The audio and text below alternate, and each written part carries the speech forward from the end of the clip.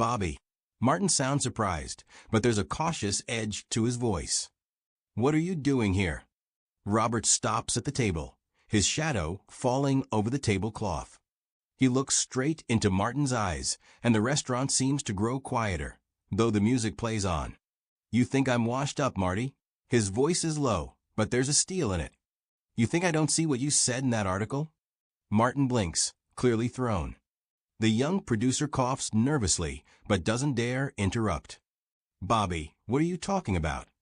I didn't say anything like that, Martin says, raising his hands as if to defend himself. You know I respect you. Always have. Respect.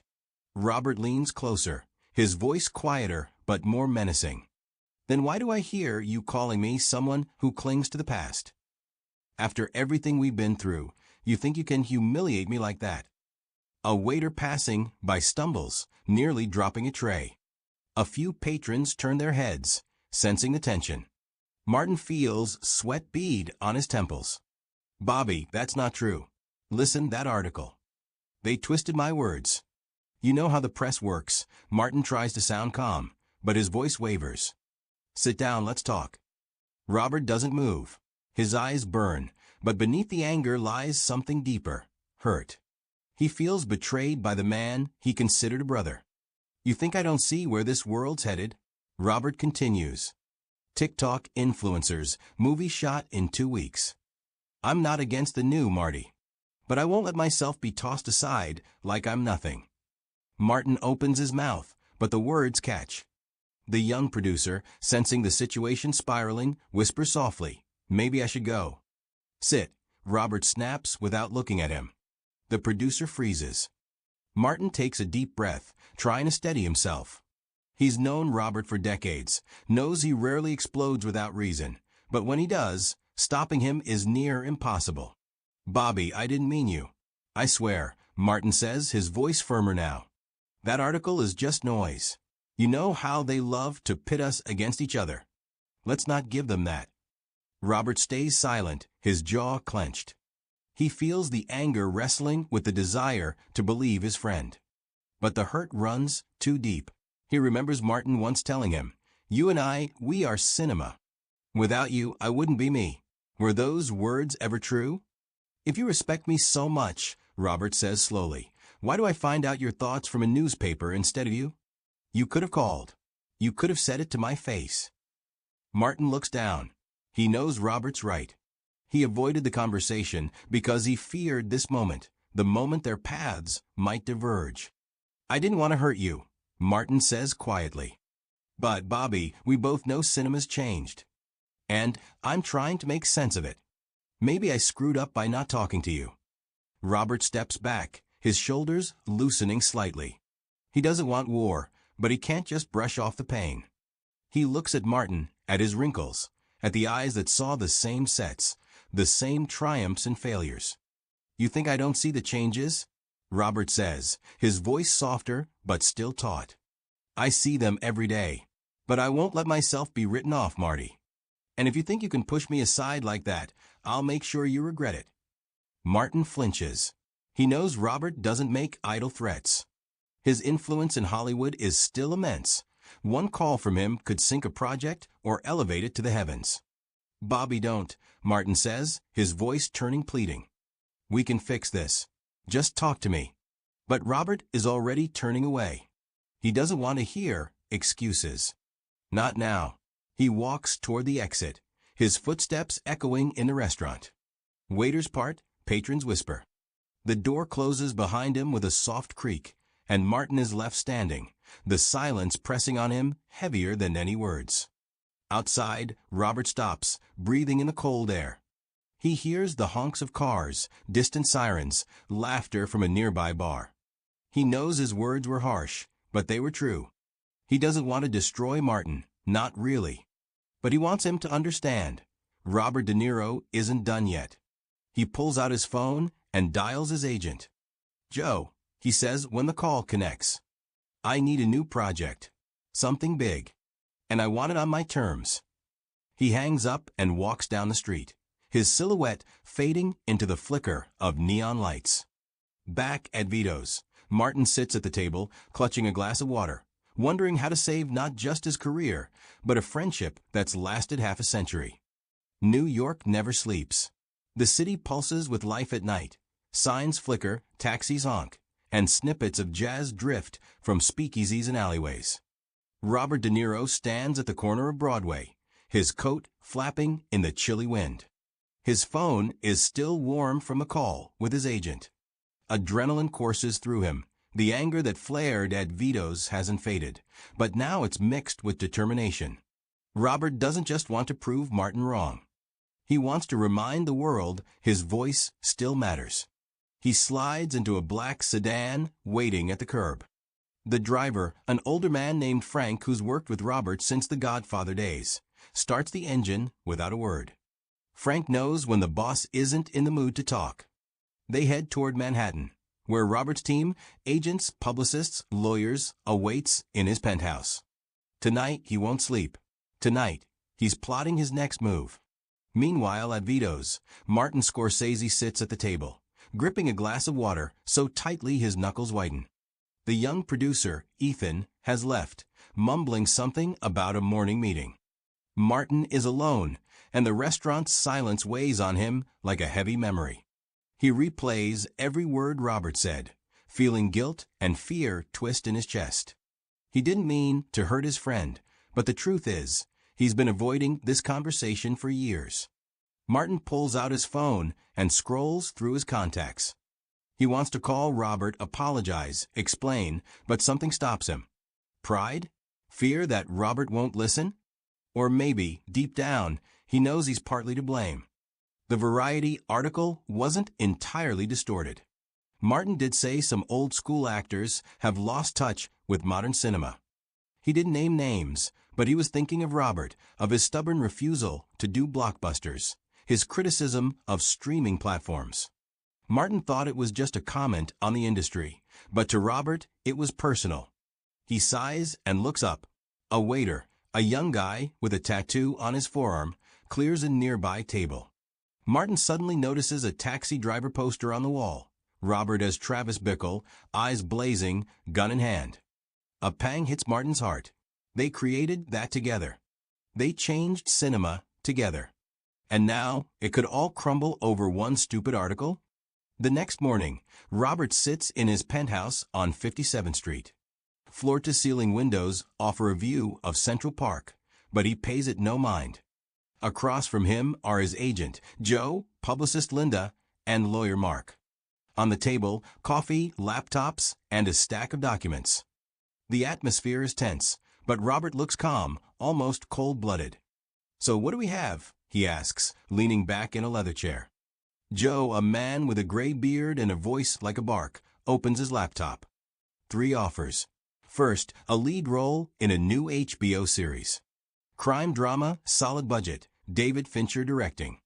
Second, an indie film with a young director who won a Cannes. And third, Joe pauses, a pitch from Netflix. They want you for a big project. Big money, but it's streaming. Robert's brow furrows. Netflix. The very thing he's railed against for years. Streaming platforms, in his view, are killing real cinema. But he knows it's a chance to show he can play by new rules without losing himself. "Tell me about Netflix," he says, a cautious interest in his voice. Joe nods. "It's a biographical drama about Frank Sinatra. You as Frank. They want something epic, like The Irishman. And Bobby, they're offering full control from script to edit." Robert goes quiet, his fingers tapping the table. Sinatra, a role he's dreamed of playing his whole life. And control, the one thing he's always craved. But Netflix. It means going against his own principles. What about Marty? Linda, the sharp-eyed publicist, cuts in. "After last night at Vito's, people are already whispering. If you start a new project, the press could spin this as a war between you two." Robert's jaw tightens. He doesn't want to think about Martin, but Linda's right. Hollywood loves drama, and this story could be tabloid fodder. "I don't want a war," he says finally. "But I won't let anyone think I'm done. If Marty thinks I can't play by new rules, I'll prove him wrong." And I'll do it in a way everyone remembers. Mark, the lawyer, raises a hand. Bobby, if you go with Netflix, we can make the contract ironclad. But you need to decide how to handle Marty. If you publicly criticize him, it could backfire. People love you both. Robert nods, but his thoughts are elsewhere. He remembers sitting with Martin in a tiny editing room in the 70s, arguing over every frame of Raging Bull. They were young, hungry, ready to tear the world apart. Now, can he forgive the friend who might not have meant to betray him? Meanwhile, Martin sits in his Upper East Side apartment. The walls are lined with posters of his films, shelves crowded with awards, Oscars, Golden Globes, Palme d'Ors. But today, they feel like mere metal and glass. He didn't sleep last night, replaying the fight with Robert. He knows he needs to make the first move, but he doesn't know how. His phone buzzes. A text from Ethan, the young producer. Marty, just heard De Niro's talking to Netflix about a big project. If it's true, we need to move fast on our film. Press is already buzzing about your fight. Martin's chest tightens. Netflix. Robert's going to the people they both criticized. This isn't just a project, it's a challenge. And Martin knows if he doesn't respond, he risks losing not just their friendship, but his reputation. He grabs his phone and dials Robert. His heart pounds as it rings. But Robert doesn't pick up. Martin leaves a voicemail, his voice shaking with emotion. Bobby, it's me. I know last night went wrong. I didn't mean to hurt you. Please, let's talk. We can fix this. You know what you mean to me. He hangs up and feels tears prick his eyes. He hasn't cried in years, but now he feels old and vulnerable. He knows Robert isn't one to forgive easily. But he also knows their friendship is bigger than one fight. A few days later, Robert stands on a set in Brooklyn. It's not Netflix, not yet. It's a small charity ad, but Robert agreed to keep moving. Cameras hum. The director, a nervous young guy, gives notes. Robert stands in an old coat, playing a war veteran helping the homeless. His face is a mask of calm, but inside he's simmering. He heard Martin's voicemail, listened to it 3 times. But he hasn't called back. Not because he doesn't want to. Because he doesn't know what to say. He feels Martin's sincerity, but the hurt still burns. And there's something else, fear. Fear that their friendship isn't what it used to be. The shoot wraps, and Robert heads to his trailer. On the table lies the Netflix script, a thick stack of pages with notes. He sits and starts reading. The Sinatra story grips him. He sees himself in the role, hears the music, feels the rhythm. But every time he pictures himself on screen, he sees Martin's eyes that looked at him with faith in their shared genius. He pulls out his phone and opens his contacts. His finger hovers over Martin's name. He knows one call could change everything. But is he ready? Is he ready to forgive, or maybe even ask for forgiveness? Outside, the rain starts again, pattering against the trailer's windows. Robert closes his eyes and listens.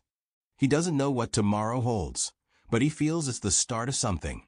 A war, a reconciliation, something big. The rain doesn't stop. New York drowns in a gray haze, drops drumming on car roofs and sidewalks, creating a rhythm like the city's heartbeat. Robert De Niro sits in his Brooklyn trailer, holding the Sinatra script. The words blur before his eyes, not from exhaustion, but from the thoughts swirling in his head. Martin Scorsese's voice from that voicemail still echoes, soft but heavy with pain. You know what you mean to me. Robert's jaw tightens. He doesn't want to admit how much those words hit him. Outside, muffled voices drift in, the crew packs up, someone laughs, someone curses wet cables. Robert feels detached from this world. He's always been a man of action, a man who took control, but now he's caught between anger and the urge to fix things. He knows Martin didn't mean to betray him, but the hurt is like an old wound reopened. And yet, there's something deeper, fear. Fear that their friendship, their shared past, might dissolve like smoke. He sets the script down and stands. His reflection in the mirror, a man with gray hair, wrinkles, but eyes that still burn. He remembers sitting with Martin in a dive bar in Little Italy in 1973, drunk on cheap wine and dreams. They promised each other, "We'll change cinema, Marty. We'll make something eternal." And they did. But is it eternal if they tear it apart themselves? Robert pulls out his phone. His finger hovers over Martin's name. He hesitates, but this time he presses. The rings feel like an eternity. Finally, Martin picks up. "Bobby." Martin's voice trembles with surprise and hope. "We need to talk," Robert says, his tone firm but without the edge from Vito's. "Not on the phone." "Where are you?" "My apartment." "Come over," Martin replies without hesitation. Robert nods, though Martin can't see it. "I'll be there in an hour." He hangs up and feels the tension in his chest ease slightly. It's not forgiveness, not yet. But it's a step. Martin's Upper East Side apartment smells of old books and coffee. Shelves are cluttered with scripts, VHS tapes, and award statuettes. A faded Raging Bull poster hangs above the fireplace. Martin sits in an armchair, holding an espresso, as Robert walks in. They look at each other, and for a moment, time rewinds, two young guys ready to conquer the world. "Sit," Martin says, gesturing to the couch. His voice is soft, but his eyes hold worry. Robert sits, his coat still damp from the rain. He stays silent, letting Martin start. And Martin does. "Bobby, I screwed up," he says, staring at the floor. "I shouldn't have said what I did in that article. I thought I was talking about the industry, but I get why you took it personally. And I should have talked to you sooner." Robert listens, his face unreadable. He wants to interrupt, to say how much those words hurt, but he holds back. He promised himself he'd try to understand this time. "I don't think you're a relic," Martin continues, his voice gaining strength. "You're the best actor I've ever worked with. But I see the world changing, and I'm scared that I can't keep up. And maybe I projected that fear onto you." Robert finally meets his eyes. "You think I don't see the changes?" His voice is quiet but heavy. "I see where it's all going. Movies made for algorithms, not people. But I'm not against the new, Marty. I'm against being written off. And I thought you, of all people, would have my back." Martin nods, his eyes glistening with tears he's trying to hold. "I do have your back, Bobby. Always have. But I was scared to tell you the truth, that I don't know how we fit in this new world. And instead of talking, I went to that interview and said stupid things." Robert leans back, his shoulders relaxing. He feels the anger slowly ebb, giving way to something else, understanding. They're both old, both scared, both trying to hold on in a world that's no longer theirs. "You could have just called," Robert says, a faint smile breaking through. Martin laughs, short and bitter. "I know. I'm an idiot." They sit in silence, listening to the rain outside. It's not full reconciliation, but it's a start. Robert feels he can breathe easier. "I got an offer from Netflix," he says finally. "About Sinatra." Martin raises his eyebrows, surprised. "Netflix? You hate streaming." Robert shrugs. "Maybe I was wrong. Maybe it's a chance to do something big. But I want you in on it." Martin freezes. He didn't expect this. After everything, Robert's offering to bring him back to their magic, what they did best. "You serious?" Martin asks, his voice shaking with emotion. "Dead serious," Robert replies, his eyes burning with the same passion they had 50 years ago. "But this time we do it our way. No compromises. No algorithms. Just us, Marty." Martin smiles, and this time it's real. "You know I'm in." They bump fists like they did in their youth. It's not the end of their arguments. They're both too stubborn for that. But it's a moment where they remind themselves who they are to each other. Months later, New York gears up for Christmas. Streets glow with lights, the air smells of pine and hot chocolate. On a set in Queens, Robert stands in a 1960s suit, hair slicked back, holding a microphone. He's playing Sinatra, and every move, every glance is magic.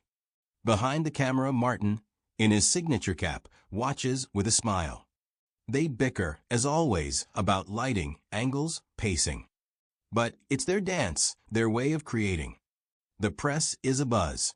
Stories of their feud are long forgotten, replaced with headlines. De Niro and Scorsese return with epic biopic. Fans, especially those over 55, are thrilled, seeing this as a return to cinema's golden age, when films were art, not product. On set, Robert wraps a scene. Martin walks over, holding 2 plastic cups of coffee. "Not bad, old man," Martin says, handing him one. Robert takes the coffee and smirks. "You ain't seen nothing yet." They stand side by side, watching the monitor replay the scene. There's Robert as Sinatra, singing My Way, his voice carrying their story. Pain, anger, reconciliation, hope. They know this film won't change the world. But it'll change them, and maybe remind others that true art comes from struggle and love. The rain has stopped. The sky over New York clears, and somewhere in the distance, Christmas bells chime. Robert and Martin get back to work, their shadows merging on the pavement. They don't know what tomorrow brings, but they know they're walking it together. And that's enough.